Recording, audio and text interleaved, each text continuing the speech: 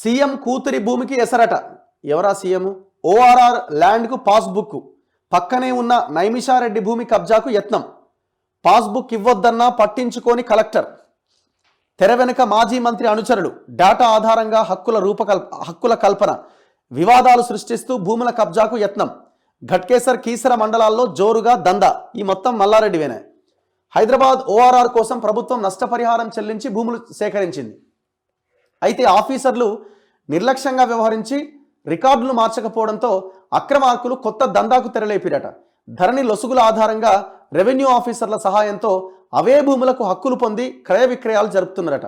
ఓఆర్ఆర్లో కోల్పోయిన భూములకు పాస్బుక్లు పొందిన కొందరు సీఎం కూతురు నైమిషారెడ్డి భూమికి ఎసరు పెట్టిరట.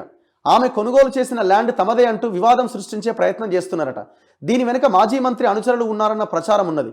మృతి చెందిన వ్యక్తి పేరిట డిజిటల్ పాస్బుక్ జారీ చేయించి ఈ తతంగాన్ని నడిపించినట్టుగా తెలిసింది.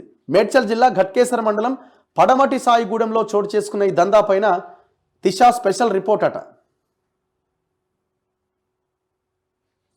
ఏ పేజీలు ఉన్నది వార్త? 3వ పేజీలు ఉన్నది. నైమిషారెడ్డి అంటే రేవంత్ రెడ్డి కూతురు కదా. ఇట్లా వీళ్ళు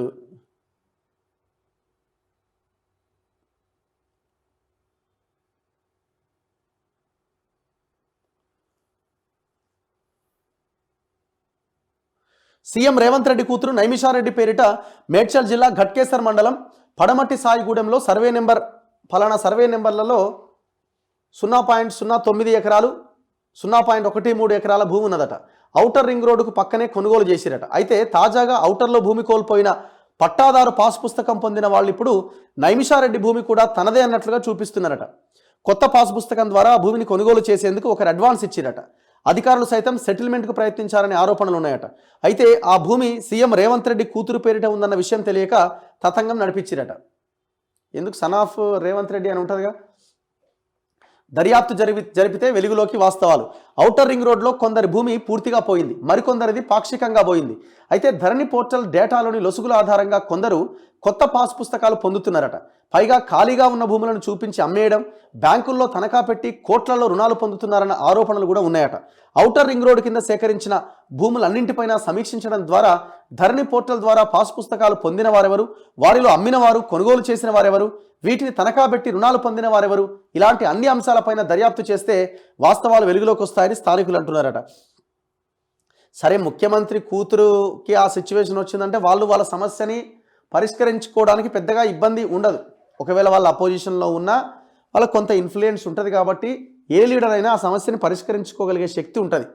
ఇదే పరిస్థితి ఒక పేద రైతుకు, ఒక పేద ప్రజలకు వస్తే పరిస్థితి ఏందండి?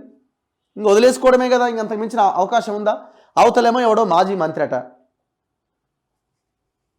ఇది సామాన్య ప్రజల దృష్టికోణంతో ఆలోచిద్దాం మనం. ఇట్లాంటి భూములు కోల్పోయిన పేద రైతులు, ప్రజలు ఎంతమంది ఉన్నారు? ఇట్లా వాళ్ళ గురించి ఆలోచిద్దాం ఒక్కసారి. అంటే వీళ్ళకే ఆ సిచ్యువేషన్ ఉంటే ఇక నిన్న ఎవరైనా పాపం పెద్ద మనిషి 5 సార్లు ఎమ్మెల్యేగా గెలుపొందిన కమ్యూనిస్టు నాయకుడు గుమ్మడి నర్సయ్య గారి 2 ఎకరాల భూమి ఆయన ధరణిలో కనిపిస్తలేదట. తిరిగి ఆయన కూడా తిరుగుతున్నాడు కాళ్ళరిగేలా. చివరికి ఆయన మొన్న పోయి పొంగులేటి శ్రీనివాసరెడ్డి గారిని కలిసి సమస్య చెప్పుకున్నారట. మరి ఎక్కడ పోయింది?